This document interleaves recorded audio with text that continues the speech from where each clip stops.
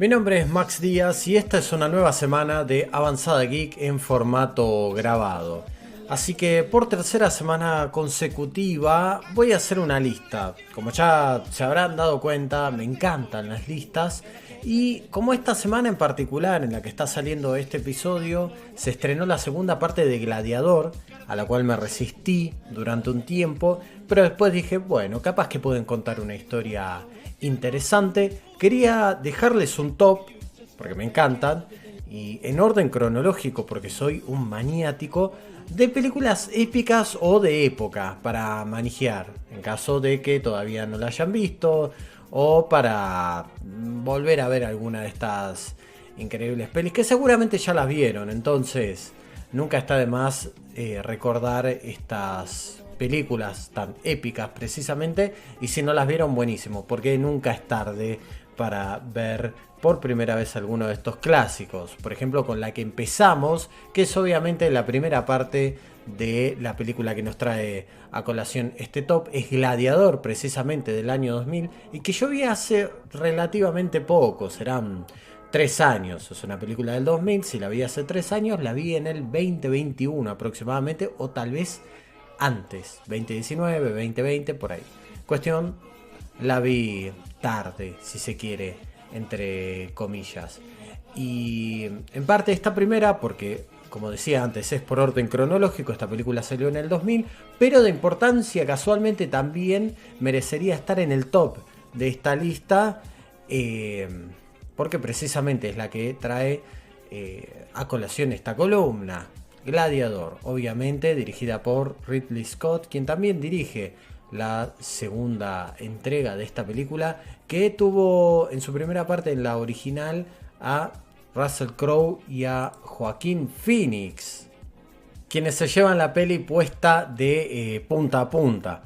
Uno por un lado como Máximo Décimo Meridio, comandante de los ejércitos del norte, general de las legiones Fénix, fiel servidor del verdadero emperador Marco Aurelio, padre de un hijo asesinado, esposo de una esposa asesinada, y juro que me vengaré en esta vida o en la otra. Era súper necesario repetir la frase de la película. Máximo interpretado por Russell Crowe y Joaquín Phoenix como el emperador Cómodo, Comodo, o como quieran decirle, o Commodus para decirlo en el idioma original, quien usurpa el puesto de su padre como emperador tras asesinarlo al enterarse de que planeaba dejarle el poder a Máximo por la lealtad y la nobleza que este desplegaba a través de sus acciones, a través de su pensamiento. Y de igual manera este no es ningún spoiler, porque ocurre durante la primera media hora aproximadamente de la película, así que a partir de ahí ya, a partir de este momento ya es como que arranca la película en ese instante. Amén de que nos va mostrando cómo era Máximo en el campo de batalla, cómo lo respetaban sus soldados, cómo lo respetaba el emperador, pero el verdadero conflicto o panorama se abre a partir de esta acción de Cómodo, cuando asesina a su padre, y de acá en más se le va complicando todo el futuro, el momento a Máximo, porque el emperador, el usurpador, intenta asesinarlo, logra escapar Máximo, y es rescatado, entre comillas, por un vendedor de esclavos, y más tarde adquirido por un ex esclavo barra gladiador, que tiene su propio equipo de gladiadores, a quienes va entrenando para servir en los espectáculos que se llevaban a cabo en el Coliseo.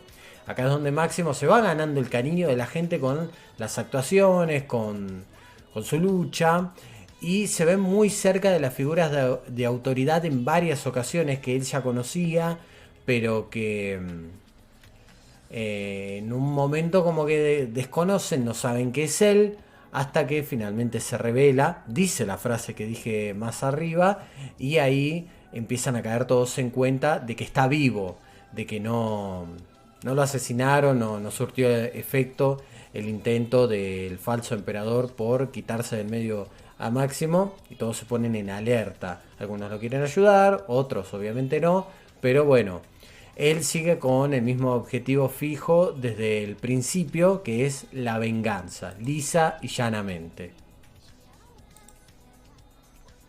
Es una película que envejeció de una manera excelente, esto es en parte mi opinión, porque no se siente fuera de época en ningún momento, salvo algún que otro detallito del CGI por ahí, pero es lo de menos en el panorama general.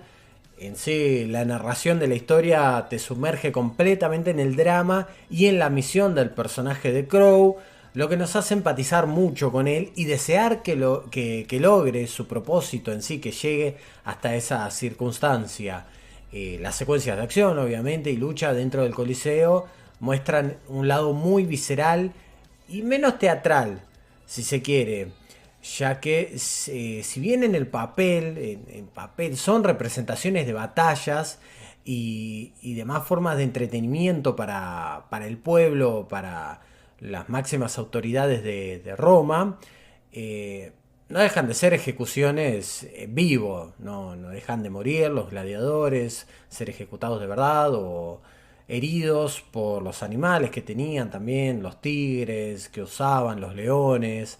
Recordemos que también en el Coliseo se ejecutaban personas directamente, no precisamente en una pelea de gladiadores. Entonces es como que acá te muestran ese lado también, si bien no ejecutan a nadie, pero en las peleas muere gente, lisa y llanamente. Los actores, lo que serían los actores de estas representaciones, mueren, sucumben como verdaderas víctimas. Párrafo aparte también para Joaquín Phoenix, que hace de malo de una manera excelsa, al punto de que además odiarlo por el despliegue de hijaputez y cobardía del personaje que está llevando a cabo, que ya nos lo hacen ver desde el principio, ya nos hacen ver que va a ser un tipo difícil, porque, como comentaba antes, la película abre con una escena de una batalla de las fuerzas comandadas por Máximo, y luego de que termina, de que ya están las fuerzas casi celebrando la victoria, con el emperador Marco Aurelio también que estuvo ahí, el personaje de Joaquín Phoenix llega tarde a la batalla que, como decía, ya estaba finalizada y, y es como que no, como si no se tomara en serio o quiere compensar después con falsedad esta victoria, esta celebración, y ya vemos desde el principio que no está muy interesado en lo que es la parte, el trabajo difícil que es ser un emperador de un, precisamente, valga la redundancia, un imperio tan importante como era Roma en ese momento. Y con el transcurso de la película podemos ver mucho más de esta maldad y desquicio por parte del emperador. Así que la primera es Gladiador. Vamos con otra también muy cercana en el tiempo a la que mencionamos antes, y en este caso es Troya, que es del año 2004 y por lo menos una vez en la vida la tenés que haber visto en las repeticiones de los canales de aire cuando la pasaban todo el tiempo, en Telefe por ejemplo. Recuerdo que la vi por primera vez en DVD o en BCD, si no me equivoco, o algo así.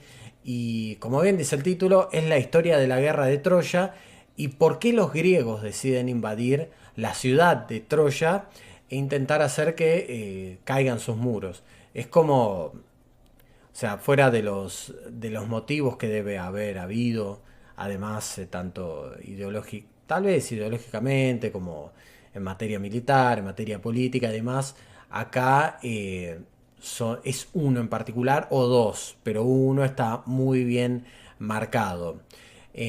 Acá nos ponemos en la perspectiva, en la piel de Aquiles, interpretado por Brad Pitt, el mítico guerrero griego que es reclutado casi contra su voluntad para ir a la guerra de Troya precisamente porque termina entendiendo que su destino es estar ahí, es estar en la guerra, en una escena que nos muestran al guerrero hablando con su madre ante la duda de si tiene que ir, sí o no.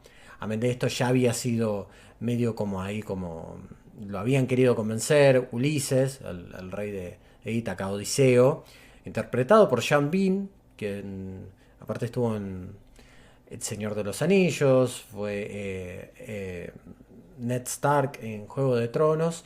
Acá quiere llevar a Aquiles a la guerra, diciéndole como que va a ser una guerra de la cual van a hablar. Hace mucho énfasis en esto también, que es un hecho del cual se va a hablar durante generaciones, muchos años. la gente va a escribir sobre esto después, mucho después de que hayan muerto y demás. La gente va a seguir hablando de esta guerra, entonces Odiseo le juega con esto. Esto le plantea una duda a Aquiles, toda esta motivación, y va a conversar con su madre, que la madre le dice, esto que decía antes, tu destino es estar ahí, si te quedas acá, en Grecia, vas a casarte, vas a tener hijos, vas a ser feliz, pero no vas a hacer nada más de tu vida en sí. Si vas a Troya, vas a morir lisa y llanamente, pero vas a ser recordado como un gran guerrero y se va a hablar de vos durante mucho tiempo. Estos, eh, Esto lo hace pensar a Aquiles y termina yendo, como decía antes, casi contra su voluntad y forma parte de las fuerzas conducidas por los hermanos Agamenón y Menelao, que buscan en sí que Troya no es tanto una cuestión de invadirla, de destruirla, por lo menos lo que muestran en la película, eh, por el simple hecho de invadir y destruir, sino que quieren que Troya sea aliada de Grecia o que se someta más bien a la voluntad de Grecia. Si Grecia tiene que ir a la guerra contra X imperio, quieren contar sí o sí con las fuerzas de Troya para ir y acompañarlos. El rey dice no, o sea, no, somos independientes, no vamos a ayudar por ayudar. No quieren saber nada de eso. Por parte de los locales, de los troyanos, están defendiendo su ciudad los hermanos Héctor, interpretado por Eric Bana, que se redimió en este papel porque venía a ser un Hulk muy olvidable, y Paris, Orlando Bloom, que después vamos a estar hablando de él también un poquito más adelante, que son los príncipes hijos del rey Priamo y que en sí ocasionaron la guerra. En realidad fue Paris, porque la icardió un poco ahí, se robó a la mujer de Príamo, a Helena, Helena de Troya, entonces a la mujer de Menelao, perdón, no se va a robar a su propia madre, aunque en esa época era bastante común todo ese teje-maneje entre familiares. Se roba a la mujer de Menelao, Paris, porque queda totalmente hechizado por la belleza de esta, en una visita protocolar que habían hecho París y Héctor a Menelao. Se termina enamorando de ella, se escapan, se la lleva a Troya, entonces es la excusa perfecta de los griegos para invadir Troya y desatar la guerra entre ambos bandos. Es una película que dura casi 3 horas, pero no se siente para nada por lo bien hecha y lo llevadera que es. Porque es una historia épica, muy bien plasmada también en la pantalla, donde cada acción tiene una consecuencia y no se siente que haya escenas que estén de más o que haya algún tipo de drama innecesario. Todo está muy bien conectado, cosas que pueden parecer eh, así tomándolas desde afuera para una persona que no la vio, tal vez pueden parecer un poco irrelevantes, tal vez para la historia, como por ejemplo el cruce que hay entre Aquiles y Briseida, que es una de las primas de los hermanos Héctor y Paris, donde Briseida es tomada como prisionera cuando las fuerzas griegas invaden el templo de Apolo y ella era servidora, era sacerdotisa, la toman como prisionera y Aquiles se apiada en sí de ella porque, a ver, no deja que la maltraten los soldados, pero tampoco la deja libre, es como que se queda con ella, se queda con él. Después cuando Priamo en un momento llega hasta la carpa donde estaba durmiendo Aquiles, ahí la deja ir junto con Priamo a la ciudad de nuevo de Troya. Entonces, así sacado de contexto puede parecer un poco irrelevante, pero a la trama en general son momentos que juegan bastante. Más que nada por las relaciones que hay entre Aquiles y la parte del poder propio con los griegos, con su bando. También para con el contrario, ¿sí? Porque él no quiere estar ahí, entonces no va a hacer daño por hacer, simplemente cumple órdenes y la lleva a cabo en sí. Esta trama, este lado dramático, se construye en su mayoría a través de las relaciones intrafamiliares por el lado de Troya, donde, como decía antes, Priamo de, se ve en la difícil tarea como de darle asilo a sus hijos, o a Paris en particular, porque no deja de ser su hijo, pero también se mandó una cagada muy importante y mucha responsabilidad de todo lo que está sucediendo también recae sobre Héctor, quien es el siguiente en la línea para gobernar Troya después de la muerte de Príamo, y es como el que se tiene que hacer cargo, tiene que lidiar con las consecuencias de las acciones de Paris y demostrar que es un digno heredero al trono de la ciudad, organizando la defensa, pero al mismo tiempo también apoyando al hermano y a su cuñada, porque como decía antes, no dejan de ser familia, había mucho orgullo, mucho honor en el medio, y también tiene que contentar a su padre en el proceso de armar todo esto, o sea, tiene que lidiar con eso también. Es muy, muy orgulloso de su ciudad, Héctor, de Troya. No quiere ver a su pueblo lastimado, herido, muriendo por una guerra, por una mujer. Pero resulta que esa mujer es la mujer de su hermano menor, a quien defiende, también por el honor familiar. Entonces es como que se ve incómodo en varios momentos y se siente esa incomodidad de las decisiones que tiene que tomar. También tiene que proteger a su familia porque tiene a su mujer, a su hijo recién nacido y tiene que estar lidiando con todo eso. Del otro lado, Aquiles también lucha internamente con la dicotomía, como decíamos antes, de pelear por un rey al que no respeta, que es Agamenón en este caso, y cumplir su destino, agregando también las relaciones sentimentales que lo ayudan a tomar decisiones cruciales.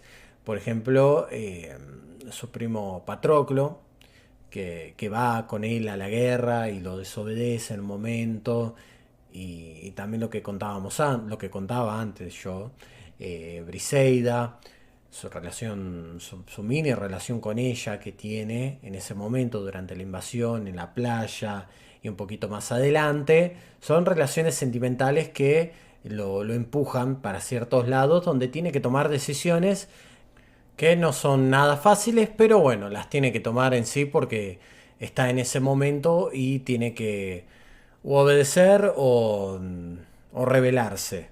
Así que se encuentra en esa encrucijada el bueno de Aquiles, que vemos muchas escenas de batalla, mucha pelea individual y grupal también, con las invasiones de parte de los griegos en la playa, y también por peleas individuales que se roban completamente la película, especialmente la de Aquiles versus Héctor en un momento, y la presentación de los escenarios es imponente, todo lo que es la escenografía, el interior de la ciudad de Troya, todo. Es una obra maestra, es hermosa, por donde la veas, es hermosa. Justo un año después, y hablando del señor Orlando Bloom, y acá vamos a citar a quien nos encontramos en la primera película de Ridley Scott, el destino los encontró, o los cruzó, mejor dicho, en esta película del 2005, que se conoció en su idioma original como Kingdom of Heaven, el cielo, el reino de los cielos, pero en español la conocemos como Cruzada. Año 2005, otra más de Ridley Scott. Y es una historia muy interesante sobre las cruzadas, estas campañas militares que fueron llevadas a cabo por los cristianos para tomar Jerusalén, la tierra prometida. Específicamente, esta película se ubica entre la segunda y la tercera cruzada a fines del siglo XII. Acá vamos a conocer a Valiant de Ibelín, Orlando Bloom, un herrero que se ve envuelto en estas campañas militares sin querer cuando descubre que es hijo de Godofredo de Ibelín, interpretado por Liam Neeson, que se dirigía hacia Jerusalén, justo cruza por una pequeña villa en Francia donde vivía Valiant, y como decía antes, iba camino a Jerusalén para defenderla porque en ese momento las fuerzas musulmanas conducidas por Saladino iban a invadirla, básicamente para recuperarla para los musulmanes. Valiant lo sigue a Godofredo con la esperanza de conseguir redención en Tierra Santa para él y su esposa, que se había suicidado, que esto era considerado un pecado. Y en el transcurso de la película vamos viendo los actos que hacen que Valiant se acerque cada vez más a los altos mandos que gobernaban Jerusalén en ese entonces, que era el rey Balduino IV, interpretado por Edward Norton, otra película que encuentra a Orlando Bloom con un ex Hulk, en este caso uno que tuvo un pelín más de suerte pero que después no siguió, que también era conocido como el Rey Leproso. En el transcurso de este camino hasta que llega precisamente a Jerusalén también le pasan mil cosas a Valiant. Se encuentra al frente de un pequeño poblado heredado por Godofredo, por su padre, porque Godofredo había sido emboscado por fuerzas de su hermano, por caballeros de su hermano, para que lo mataran y entonces su hermano se pueda quedar con esta riqueza de Godofredo, con sus tierras y demás, pero moribundo, justo antes del momento de fallecer, Godofredo le hereda las tierras a Valiant, entonces Valiant se termina haciendo cargo de esas tierras también, y ahí es como que se ve en otro rol, ahí ya vemos un crecimiento en el personaje de ser un simple guerrero a tener que hacerse cargo de un poblado con gente escasa de recursos por momentos también, tiene que solucionar el tema de la poca agua que había en el poblado, cavar pozos por la sequía que había. Entonces ahí ya vamos viendo cómo va creciendo el personaje.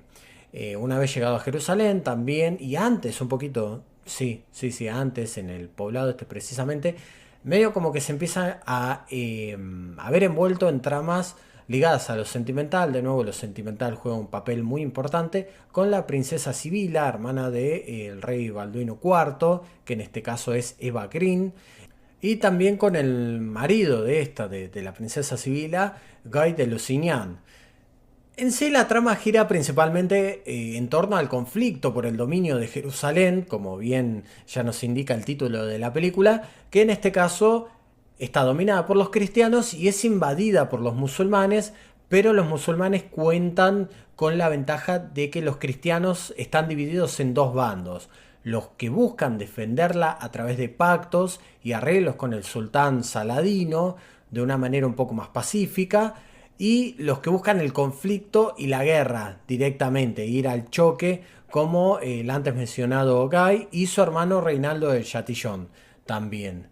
Que acá volvemos a tener otro personaje, que es Brendan Gleeson, otro actor, que comparte de nuevo elenco con Orlando Bloom, porque en Troya había sido Menelao, el marido de Helena de Troya, a quien le soplan a la mujer lisa y llanamente Orlando. En este caso no le sopla a ninguna mujer, pero bueno, también está compartiendo cast ahí con el bueno de Brendan.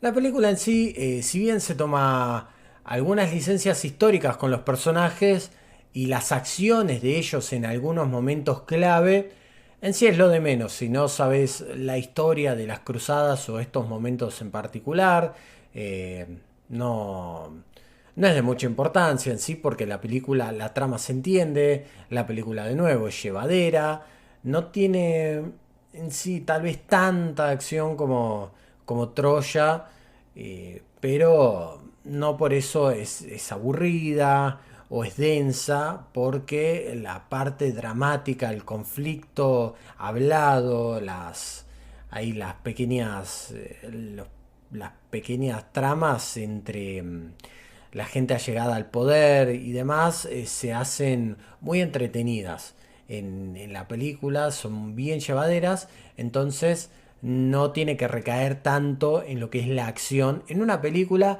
que trata sobre un tema, sobre campañas militares, invasiones, defensas.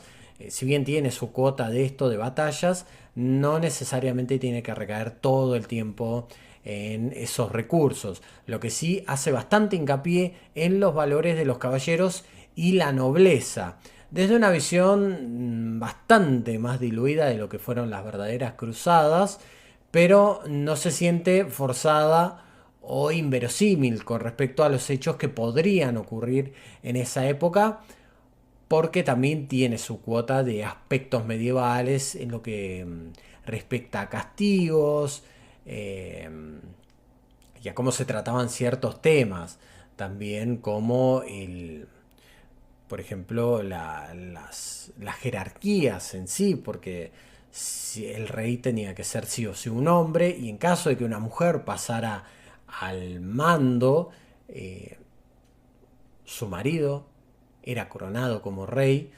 Entonces, estos temas se tratan, pero bueno, de nuevo, son cuestiones un poco más medievales en sí, de ese lado y también del lado de los pactos de caballeros y demás. O sea, es como que va por, recorre hay varios temillas en sí. La película Cruzada del año 2005. Y cerramos con esta que sí, por lo menos una vez en la vida, de nuevo, parte 2 la tenés que haber visto. Yo creo que el 99% de las personas que están escuchando en este momento la vieron por lo menos una vez en la vida, esta película, como que tiene una trama tan simple como efectiva, porque es al choque, es directa, es 300. O sea, ¿qué otra obra se puede agregar en esta lista?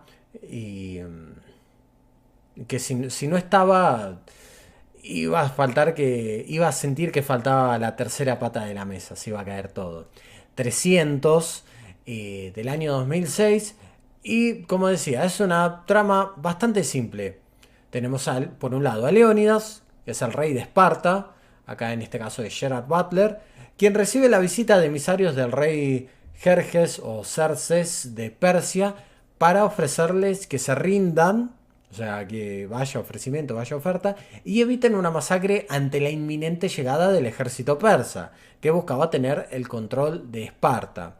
Leónidas obviamente se rehúsa y va él contra la voluntad de quienes serían los consejeros divinos, va contra los consejos que le dieron, va a la guerra con Persia solamente con 300 de sus mejores hombres como para no levantar sospechas, porque al momento que lo ven a Leónidas con una gran cantidad de hombres vestidos como para irse a la guerra, simplemente dice que van a ir, va con su guardia personal a dar un paseo, es lo que como que lo que da a entender lo que dice.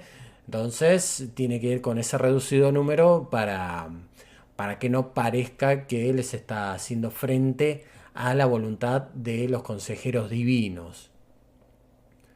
Mayormente la película se desarrolla en base a la defensa de los guerreros de Esparta, a la defensa de los constantes asedios de las fuerzas de Jerjes.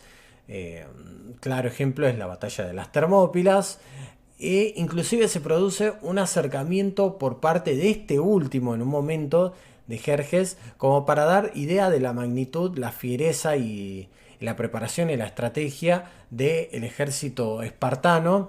El mismo Jerjes se acerca para ofrecerles una última oportunidad de rendición porque veían que no podían derrotarlos, no podían entrarles por ningún lado. Entonces quiere hacer una última oferta para que se rindan sin más violencia en sí, sin más bajas, pero obviamente Leónidas le dice que no, como viene la historia hasta ese entonces, y sigue el asedio, sigue la defensa ante este pueblo tan fiero y tan bien preparado. Lo que más destaca de la película es la particularidad principal que la hace diferente a todas, es la manera en que está filmada, bajo la dirección de Zack Snyder, los colores que se refuerzan para presentar los contrastes entre los claros y los oscuros, en esos momentos cuando es de día o cuando es de noche o cuando hay que dar una verdadera sensación de oscuridad, de terror, de estar, no tanto de terror tal vez, pero de tensión, enfrentándose ante enemigos, ante situaciones verdaderamente peligrosas, y también las secuencias de acción mezcladas entre una cámara lenta y la velocidad normal en varias secuencias. Y otra cosa que noté mientras escribía este pequeño resumen para esta columna es que la epicidad en sí de, llámese de la lucha, de la película o del pueblo espartano, recae sobre estos 300 guerreros, porque no hay escenarios enormes o grandilocuentes en comparación con las otras películas que estuve nombrando antes, ya sea en sí para representar a ciudades o al campo de batalla, en este caso, sino más bien que la epicidad o la grandeza se rige o se apoya en el simple hecho de que Esparta era una nación-estado cuya fortaleza era en su gran mayoría la guerra. O sea, criar guerreros e ir a la guerra. Crear guerreros e ir a la guerra desde muy chicos, ya los soltaban con una lanza y un poco más para que vayan a internarse en la naturaleza sin ningún otro tipo de recurso. Entonces ellos mismos tenían que buscarse los recursos, matar a los animales, sobrevivir. Ya crecían con esa mentalidad de fiereza y de hambre por conseguir, por defender lo que es suyo, conseguirlo y defenderlo. Esa simplicidad deja el escenario libre a que los focos queden en las escenas de batalla, donde todo se reduzca a eso. Lo más parecido a algo que sea exuberante o algo similar viene de parte de Jerjes, del rey de Persia, que exhibe la vestimenta. En su vestimenta en sí se puede ver las piezas de joyería, cadenas de oro que tiene, y que aparte siempre se presenta montado en un trono enorme que es llevado por varios sirvientes, y que en sí esto que presenta Jerjes a través de su vestimenta, de su despliegue, es uno de los principales atractivos también que ofrece para lograr que los espartanos se pongan de su lado. O sea, en sí, el mayor atributo de Jerjes, aparte de la cantidad de hombres que presenta, es la riqueza, la cual ofrece, pero a los espartanos poco les importa esto, sino más bien su orgullo, su fiereza y la manera en la que fueron criados. Participan en esta película, también no quiero dejar de mencionarlos porque son roles súper importantes. Lena Headey, quien es nuestra querida, para mí, el mejor personaje de Juego de Tronos, Cersei Lannister, como la guerra, sí, también precisamente, como la que apoya en la guerra a su rey Leónidas, la reina Gorgo. Michael Fassbender, el Magneto que vivía en Villa Gesell, en Argentina, como Stelios, y Vincent Regan como el Capitán Artemis, que dicho sea de paso hizo el papel de Eudoro en Troya, el segundo ahí de Brad Pitt, de Aquiles. Y estos dos, tanto Stelios y el Capitán Artemis, son personajes destacados en las batallas porque también están muy cerca de Leónidas, son sus hombres de máxima confianza y lo acompañan todo el tiempo, hasta el final. Si mal no recuerdo, están estos personajes ahí batallando junto a su queridísimo rey. Entonces, bueno, ese es el top, un mini top de 4 películas para que puedan ir manejando de cara a ir al cine, a ver Gladiador 2, a ver qué tal, de qué trata, qué va a pasar, qué no va a pasar, cuáles son sus opiniones, que si era necesaria, si termina siendo innecesaria, si agrega algo a la mística de la primera, de allá del año 2000, y no hay mucho más que decir. Así que, queridos amigos de Avanzada Geek, mi nombre es Max Díaz y nos vamos a ver la próxima semana, o nos vamos a oír, mejor dicho, en un nuevo episodio de Avanzada Geek, precisamente. Seguro traiga un top de algo o una mini listita, porque me encantan las listas. Así que eso. Chao. Bye bye.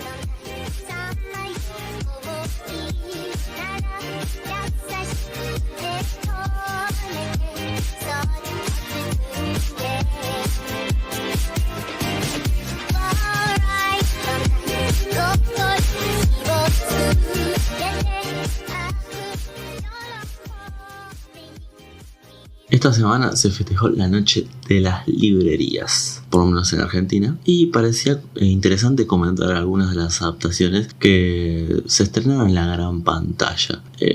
Algunas son bastantes, me van a faltar, la realidad es que voy a hacer tres que ya se estrenaron, una que les fue muy bien, otra no tanto, y otra que se estrenó acá en Argentina de un libro también hecho en la región. Y así que va a ser sorpresa que no voy a incluir al Señor de los Anillos. No, pero efectivamente no va a estar porque incluí a otra muy muy famosa que sí leí y me marcó más porque el Señor de los Anillos no he leído los libros de Tolkien, pero bueno, en algún momento se hablará, se puede dejar para una segunda parte.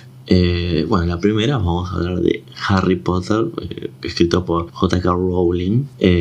Si bien es la más obvia, tal vez es la que más me marcó a mí, porque bueno, a medida que iba creciendo yo, iba creciendo junto a Harry durante el largo de las 7 películas. Porque yo primero llegué a las películas y después, más grande, fui leyendo los libros. Y si bien hay grandes diferencias con Rowling, bueno, más que nada no se puede negar que su obra marcó a muchas personas, no solo a mí. Pero bueno, Harry Potter es una gran entrada a lo que es el mundo de la lectura, al mundo de este tipo de género de fantasía, y en el cual te va a ayudar a descubrir otras series que son mejores que esta obra, porque por ahí tiene sus tiros y aflojes, pero bueno, a muchos les abre la puerta a interiorizarse un poco más. Así que vamos a contar un poquito cómo llega Harry Potter a la gran pantalla, quién es un poquito J.K. Rowling. No voy a contar su vida personal porque si no sería un choclo, y tal vez hay bastantes videos sobre eso de gente hablando sobre negocios, que no, la verdad no me interesa. Pero bueno, la idea de realizar Harry Potter nos remonta hacia los años 90, donde Joanne Rowling, así se llama la escritora, casualmente K es por su abuela, si no me equivoco, así que no tiene segundo nombre, por eso se llama Christine. Joanne Christine Rowling sería un buen nombre, pero no importa. Nos remontamos a los años 90 y el tren Sarmiento se le había quedado en Inglaterra, el tren Sarmiento de allá, por 4 horas, y en ese momento, que está totalmente al pedo, se le ocurre idear la historia de un joven mago que vivía una vida normal en Inglaterra, y que él no sabía que tenía esos poderes en su interior hasta que le llega una carta para poder asistir a una escuela de magia. Ahí sería la génesis de lo que es Harry Potter, por lo menos es la premisa que todos conocemos. Luego de ese día que se le quedó el tren que la llevaba a Manchester, empezó a escribir su obra y se tomó su tiempo por muchos altos y bajos que ha pasado en su vida. Pero Rowling ya era una persona que escribía, no era una improvisada, había estudiado filología, que esto lo descubrí investigando, materia que estudia la lengua y literatura de diferentes culturas, y en este caso estoy enfocado en la filología francesa y clásica, y además tenía mucha influencia de otra escritora que se llama Jessica Mitford. En el 95 logra tomar su manuscrito 5 años después de que empezó a cranear todo lo que es Harry Potter, y empezó a presentar su manuscrito a diferentes editoriales. Todas las rechazaron hasta que la tercera, la que se llama Bloomsbury, acepta, le da un adelanto de $1.800 y algunos son una de lo que se plantea de J.K. Rowling es confuso. Algunos dicen que la editorial le pide que se ponga un seudónimo porque por miedo a vender menos por ser mujer, y otros dicen que ella decide ponerse un seudónimo por miedo a no vender. Pero bueno, básicamente es lo mismo. Se termina poniéndose un seudónimo por esa cuestión machista de que bueno, una mujer no puede escribir, lo cual es falso, obvio. Ya las hermanas Bronte eran precursoras en eso, que también escribían con seudónimos. Así que recibe $1.800 y en el 97 se publican 1000 copias en lo que sería en Reino Unido. Son pocas, pero mil entre ellas, y la mitad son publicadas en bibliotecas. Luego es exportado a Estados Unidos de la editorial Scholastic Inc. y a los 5 meses ya empieza a recibir premios británicos por el género de lo que se escribe, el género infantil, de fantasía. Termina siendo un éxito, y esto es a través de 2 años en el cual empieza a publicar su libro y empieza como a moverse y a repercutir. Y esto nos llega al mismo año, pero al productor David Heyman, que quería hacer una adaptación del género fantástico para niños o jóvenes jóvenes adultos, como después se lo empieza a catalogar, y se puso en la búsqueda de un libro. Encontró uno que le había gustado mucho que se llama The Orc Downstairs, el ogro debajo de las escaleras, de Diane Wynne Jones. La trama es simple, es una familia en la cual es ensamblada, o sea, madre con 2 hijos, padre con otros 2 hijos o 3, eso no me quedó claro cuando busqué la sinopsis, y entre los hijos se lleva mal, y a uno de ellos le llaman el ogro, hasta que porque bueno, se llama el ogro porque hace comentarios muy duros, muy la cruel realidad, hasta que este personaje, lo que se llaman el ogro, consigue un equipo de química, y algunos de los productos químicos resultan tener propiedades mágicas, y ahí bueno, empieza todo lo que es la fantasía en el libro. No lo he leído, de todas formas no se llevó a cabo porque David no consigue los derechos, hasta que en la productora donde trabajaba, que se llama Hayden Films, muchos de sus empleados no paraban de hablar de un libro que le habían comprado a sus hijos, y este era justamente Harry Potter. Bueno, era justamente el primer libro de Harry Potter y la Piedra Filosofal. Compra el libro, lo empieza a leer y dice automáticamente: tengo que adaptar esta historia. Y empieza a tener conversaciones con Warner Bros., en el cual ya había trabajado, y empiezan a negociar con la autora para adquirir esos derechos. Recién en el 99 pudieron realizar un acuerdo entre las dos partes, y en donde J.K. Rowling, ni lenta ni perezosa, le vende los 4 primeros libros. ¿Por qué hace esto? Ya en ese tiempo ya había publicado La Piedra Filosofal en el 97, en el 98 La Cámara Secreta, El Prisionero de Azkaban en el 99, y ya estaba preparando para el 2000 El Cáliz de Fuego, si no me equivoco. Sí, que todavía no estaba en proceso, pero si iba a tener éxito, no quería que la productora inventara la historia, sino que quedara comprometida a adquirir los otros derechos de los libros restantes, que también van a terminar siendo 7, y spoiler alert, consigue adquirir los derechos de los otros restantes. Y la autora pone una sola exigencia: que el elenco sea británico o irlandés, y solo podía ser necesario si algún personaje externo lo requiriera, o sea, un personaje que sea de otra nacionalidad, era siempre y cuando la historia lo pidiera, si no, exclusivamente de la región de Gran Bretaña. Y Spielberg casualmente Spielberg fue el primero en considerarse como director. Él quería hacer una adaptación animada y que la voz la haga Haley Joel Osment, es el pibe de inteligencia artificial. Como sabemos, Spielberg no hace esta película y termina siendo inteligencia artificial, y se rechaza básicamente porque Warner no quería una película animada, y el actor era yankee, o sea, no respetaba lo que decía Rowling. Y se barajaron una bocha de directores: Terry Gilliam, Jonathan Demme, Chris Columbus, Mike Newell, Alan Parker, Rex Hillary, Bo Reynolds, Shyamalan. ¿Se imaginan un Harry Potter de Shyamalan? Es una locura, de suspenso la película, y entre otros. Pero se termina considerando por Chris Columbus, debido a que ya había dirigido Papá por Siempre y Mi Pobre Angelito en esa época, así que tenía experiencia en el género infantil. Además, era muy fanático de la saga, y cuando se enteró de esto, ya había escrito un guión de 130 páginas, y a todo esto era fanático porque la hija le obligó a leer los libros, así que tiempo después terminó charlando con J.K. Rowling para idear la película. Él y el guionista se inspiraron mucho en Grandes Esperanzas y Oliver Twist, que debido a que quería basarse en los personajes, los magos, los que no tienen magia, que tengan una obra solemne y oscura, y que en contraposición con la magia, para que sean como personas más tal vez alegres o positivas. Siempre como a los personajes los rodea una obra como de iluminada, por lo menos en las primeras películas. Pero cuando arrancó Cuarón, la película es más oscura, obviamente es más adulta porque los personajes crecieron y se los puede hacer sufrir un poquito más, pero bueno, en cierto punto es real. Y Rowling participa activamente en el guión, básicamente bueno, porque un poco lo requiere, y además porque el mismo guionista dice que es muy difícil adaptar esta historia, entonces había que readaptar lo que pasaba en el libro con lo que después luego se iba a filmar. Así que Rowling no solo participa del casting, sino del guion activamente. Ya se sabe mucho de las cuestiones de guión, que hubo miles de niños, se los hacía improvisar, pero hubo como, me parece más importante, lo más destacado a nombrar de todo esto, es que Rowling eligió personalmente a Maggie Smith como McGonagall y Robbie Coltrane como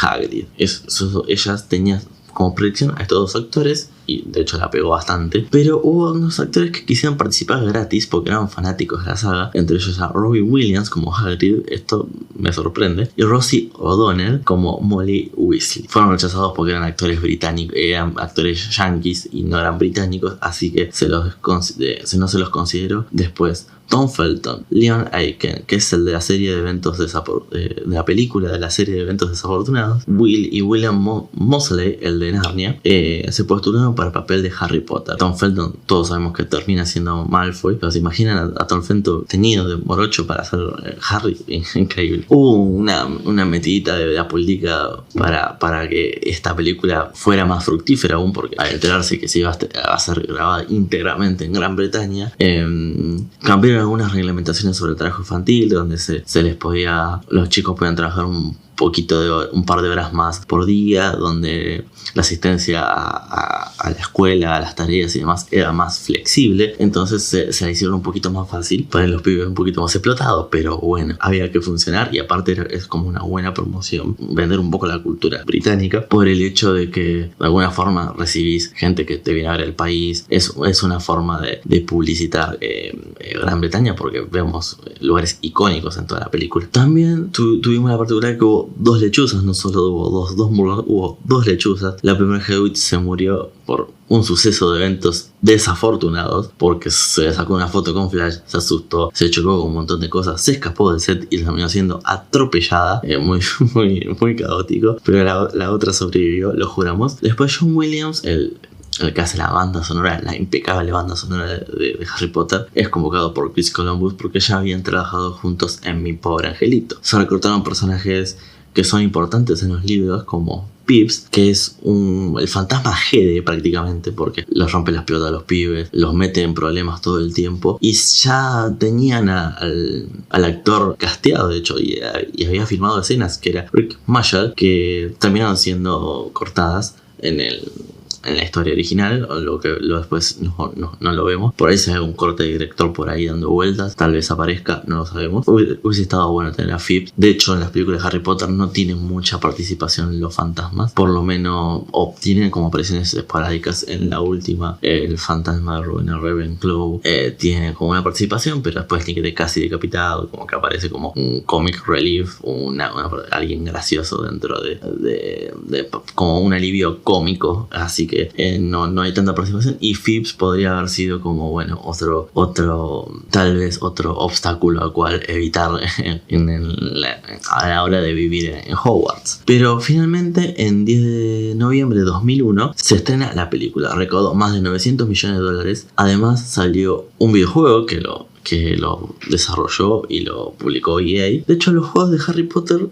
suelen ser entretenidos. El primero es un meme andante, pero son un juego de 3D en plataforma, de acción, medio colectatón, donde vas coleccionando cositas, haciendo misiones. Son bastante divertidos, son juegos gauchitos. Al día de hoy creo que se juegan bien, para el primero envejeció muy mal, pero es un buen juego. Y si quieren vivir como una experiencia más inmersiva, tal vez entre comillas, es Hogwarts Legacy, que dentro de lo que es Hogwarts funciona muy bien. Cuando salís a lo que es el apartado de mundo abierto, para mí flaquea, termina siendo cualquier juego de mundo abierto que puedes encontrar, pero sí, si sos buen fanático lo vas a disfrutar. Y hace poquito salió el de Quidditch, que no lo jugué, pero no tuvo un gran recibimiento, y no sabemos con estos quilombos que está teniendo Warner de pérdidas multimillonarias. De paso meto noticias, no sabemos cómo le habrá ido, no sabemos cuánto recaudó, no sabemos si recuperó todo eso. Y también debido a que optaron por hacer ciertos juegos como de Batman, de Mortal Kombat, y nada más como para obtener 100% de las ganancias. O sea, básicamente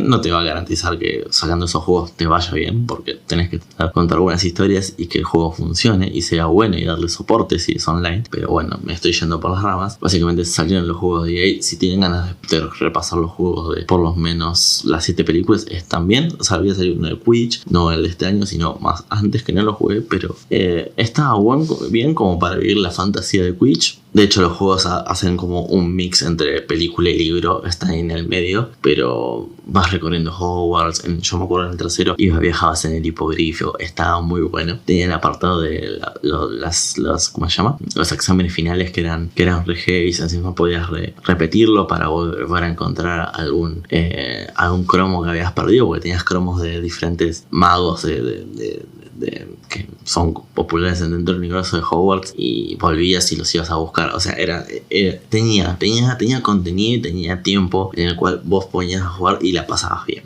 Volviendo a las películas, fue nominada a 3 Oscars, no ganó ninguno, y lo demás es historia. Es una película que arrasó con todo, recaudó más de 900 millones de dólares la primera película, y bueno, después hizo historia, quedó estampado en la cultura popular básicamente. Y bueno, ahora tendremos una serie que adaptará los 7 libros de Harry Potter. Esperemos que esté bueno, esperemos que esté Gary Oldman, porque todos queremos a Gary Oldman, pero básicamente es eso. Pasemos al siguiente libro. Esta es la primera saga de libros que leí. Realmente yo no leí, arranqué a leer más de grande. Si bien la primera saga de películas que vi fue Harry Potter, esta es la primera saga de libros que leí completa. Luego leí Harry Potter y se llama Eragon. Si bien tuvimos una película en la cual le fue pésimo, ya vamos a hablar de eso, y tuvo un cliffhanger en el cual va a continuar, va a seguir, porque son 4 libros que me dejaba con muchas ganas, por lo menos a ese lean de aquel entonces, pero bueno, nunca se hizo. Vayamos al grano, vamos a explicar qué es Eragon. Es una saga de 4 libros, como ya dijimos, de fantasía medieval, que toma mucho del camino del héroe, como lo hace Harry Potter, en donde hay un joven que es huérfano, que descubre que es elegido de enfrentar a un mal mayor, pasando por adversidades. Ese mal mayor tiene que ver con algo de su pasado, y bueno, va viendo cómo afronta diferentes situaciones, cómo se relaciona con personajes que son súper interesantes para la trama, algunos no tanto, y que nos van dejando huellas, nos van significando algo para la historia a él y a nosotros mismos. El primer libro de la saga se llama Eragon, como el protagonista, que es Eragon, que sale en 2003 por Christopher Paolini. Cuenta la historia de este joven que se llama Eragon, que es un granjero que vive junto a su tío y a su primo Roran, que va a tomar más protagonismo en el tercer libro, y lo apodan Martillazos, que pertenece también, o sea, como ya mencionamos anteriormente y vamos a seguir repitiendo, al género de fantasía, muy similar al Señor de los Anillos, con dragones, elfos, magia, enanos, orcos, etc. Cuestión, va Eragon a cazar a uno de los bosques que son medios prohibidos y encuentra una gran gema azul. Decide venderla, pero cuando la va a llevar al local a venderla dicen: che, ¿dónde sacaste esto? Y dicen: del bosque. Ah, no, ahí no entra nadie, yo no sé qué mierda es esto, no te lo voy a aceptar para comprártelo. Así que llévatelo por donde lo trajiste. Y bueno, esa piedra mágica, esa gema azul zafiro, resultó ser un huevo de un dragón. ¿Por qué? Porque en esta historia, en este universo, hubo en algún momento jinetes dragones en los cuales velaban por la paz y luchaban por la justicia, pero en este momento se extinguieron o están bajo el mando del villano de esta historia, que no recuerdo su nombre, y así que están bajo esas órdenes y son los únicos que lo tienen. O sea, el rey de este universo los controla y él es jinete de uno de ellos. En este mundo encontramos elfos, que hay diferentes reinos que están como muy separados. Tenemos enanos, orcos y la resistencia, a la cual eventualmente el personaje va a terminar perteneciendo. Tenemos a Bron, que es un cuentacuentos que sospechosamente sabe mucho sobre dragones y lo va a ayudar en la aventura a nuestro joven Eragon. Básicamente es eso. Vamos a contar un poquito de Christopher Paolini, que escribió Eragon a los 15 años, por lo tanto se nota mucho de los hilos, de las influencias, sobre todo del Señor de los Anillos, donde más mama esta historia de Tolkien básicamente. Yo creo que lo mejor de esto es la relación entre Eragon y Zafira, su dragón, en la cual termina teniendo huevo. De hecho, la tapa del primer libro es Zafira, es azul. Su relación con Bron, con los personajes, con Aira, que es un interés romántico. Tal vez por ahí hoy en día tal vez no resiste un archivo. Como te puedo decir, no es el amor que hoy entendemos como amor, sino que es algo más, tal vez más tóxico. No recuerdo mucho porque lo leí hace unos 10 años. Pero tiene muy buena acción, un universo vasto, por ahí la parte de la magia cuando lo explica es media extraña y cuesta entenderla, de hecho es olvidable, pero es una buena lectura que te va a mantener siempre al video con buenas descripciones. Al menos a mí las descripciones me llamaron mucho y me hicieron llevaderas. A la gente que lo leyó por ahí a algunos no les gustaba tanto esa parte, pero te mantiene con ganas de seguir. Establecido que quién es Paulini. Esta película tuvo una adaptación en 2006 distribuida por Fox. Quería subirse al éxito de lo que era El Señor de los Anillos y que esta sea una nueva de ellas. Tenían la percepción de la realidad bastante alterada porque, bueno, no le fue tan bien. Y sobre todo porque no contaron con el equipo necesario como para hacer una gran producción. En la dirección estaba Stefan Fangmeier, que había trabajado en Rescatando al Soldado Ryan y Señales, que cumplía el rol de supervisor de efectos especiales, no había dirigido. Y el guionista había sido Peter Buchman, que escribió Jurassic Park 3, que no es la mejor de las 3 Jurassic Parks, creo que mucha gente no la quiere. Yo la fui a ver al cine y la realidad es que era un equipo bastante inexperto para compararse a lo que había hecho Percy Jackson con El Señor de los Anillos. Para el protagonista habían considerado a Alex Pettyfer, pero como le daba miedo volar, lo descartaron. Consideraron a Elijah Wood. La realidad es que no tenían tanto presupuesto como para llamarlo a él, que es Frodo de los Señores de los Anillos, para quien no sabe. Y se decantaron por Ewan Spielberg, un joven chico que apenas seguía yendo al secundario, no había terminado de ir a la escuela, que lo llamaron para hacer el personaje de Eragon, y les gustó mucho porque se parecía mucho a las descripciones de los libros de Christopher Paolini de Eragon. Así que los castearon. Consideraron como para el personaje de Bran a Ian McKellen o a Patrick Stewart. Ian McKellen, o sea, querían ser sí o sí el Señor de los Anillos, contratando gente que había trabajado ahí, pero bueno, rechazaron porque estaban filmando creo que la última de X-Men, y así que sumaron al casting a Jeremy Irons, que ya había trabajado en otras películas de género como Dungeons and Dragons de 2000, que tampoco le fue bien a esta película, y también estuvo John Malkovich como Galbatorix. Las filmaciones se realizaron en Hungría y Eslovaquia, y después parte de las escenas se hicieron mucho en CGI por la dragona. De hecho, lo mejor de la película son los efectos especiales, donde envejecieron bien, llamativamente envejecieron bien. Esto gracias a obra del director que sabía de efectos especiales, y es lo mejor porque en cuanto a dirección no está bien y el guión no respeta mucho la historia original. De hecho, Paulini no tuvo mucha injerencia, sobre todo nada más en la relación entre los personajes, donde es lo fuerte del libro para mí, y la interacción entre ellos. La música eligió Patrick Doyle, que participó de Harry Potter y el Cáliz de Fuego, y la canción principal la cantó Avril Lavigne, super 2000 era la estética. Y el 15 de diciembre de 2016 se estrenó Eragon, la cual costó 100 millones y recaudó 250 millones, logrando recuperar lo gastado. Tengamos en cuenta que El Señor de los Anillos gastó mucho menos y recaudó mucho más, así que no iban bien, ya no arrancaron bien. O sea, arrancaron bien porque recuperaron lo ganado, pero no se compararon al suceso que había sido El Señor de los Anillos. Pero obviamente en taquilla le había ido bien, o sea, todos los caminos indicaban esto, hay segunda parte, pero la crítica la destrozó y los fanáticos mucho más, porque no se asemejaba al material original, no era una buena adaptación.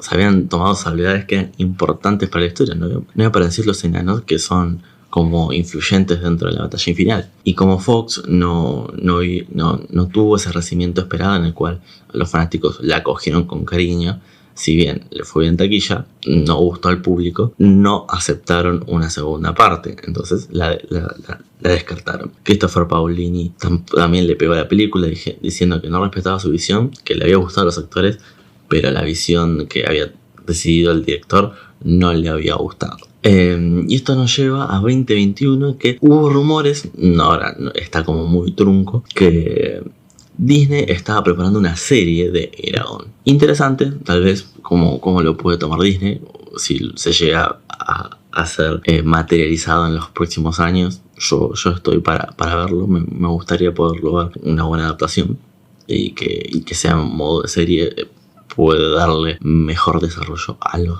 personajes. Pero en cuanto más, esto fue lo que el fallido paso por el cine de Eragon, y así que nos vamos un poquito al cine y literatura nacional. La siguiente adaptación es Kryptonita. Es un libro argentino realizado por Leonardo Oyola, que se desprende de este concepto de los cómics de What If o qué hubiera pasado. En este caso plantea una historia que hubiese pasado si Superman caía en el conurbano bonaerense y lo cuñaba una familia de bajos recursos, de una villa de barrio de emergencia. En este caso se hubiese llamado Nafta Super, como es el personaje de esta historia, que se llama así. Tenemos una Liga de la Justicia, donde hay un Batman, una Mujer Maravilla. En este caso son como los malos, pero funcionan como una banda que más que nada que roban, pero le dan a los pobres. Son una especie de Robin Hood.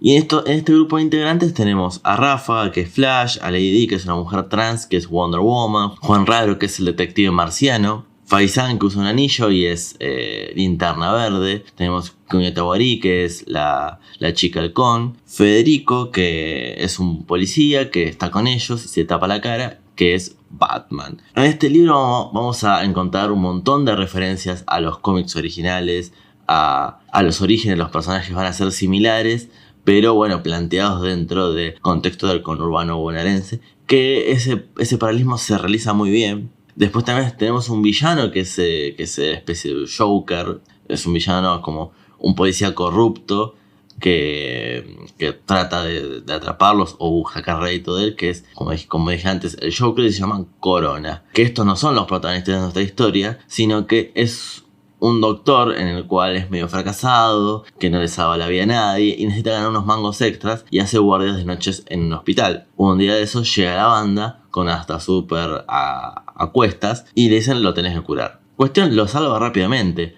pero acá no está la joda de la historia. La joda de la historia es que la policía los tiene rodeados en todo el hospital y ellos tienen que hacer tiempo hasta que Nafta Super se recupere y puedan escapar, porque bueno, básicamente es Superman. Y te van contando la historia de origen de ellos e historias que vivieron con Nafta Super, que por ahí uno no los cree, o por ahí son historias como más agrandadas, diciendo: no, este tipo se bancó unos cuantos cuchillazos, y por eso son tipos normales. En ningún momento vemos sus poderes como tal. Entonces va jugando con esa cuestión de